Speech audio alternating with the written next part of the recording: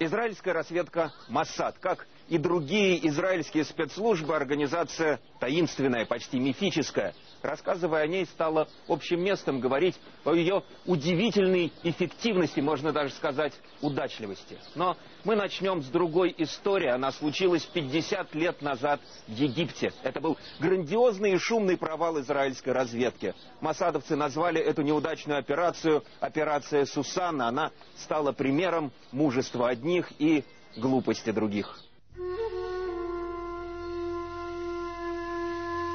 В 1954 году в Египте к власти пришла группа молодых офицеров-националистов.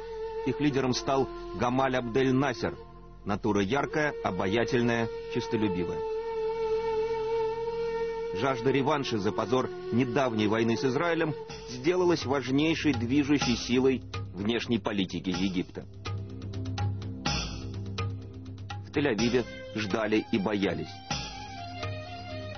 Уходивший в отставку Бен-Гурион сказал тогда, что 1956 год будет самым тяжелым, что египтяне окрепнут, осмелеют и полностью восстановят свою армию. Надо было действовать.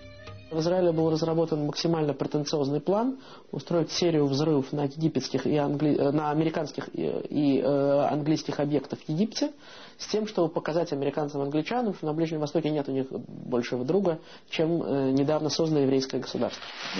Я не знаю, какими соображениями руководствовалось командование разведки, принимая решение взорвать американскую библиотеку и разные британские учреждения в Александрии и в Каире. Предполагали, что это приостановит выход англичан и передачу Суэцкого канала Египту. Меир Амид, директор внешней разведки Моссад с 1963 по 1968 год. Родился в 1926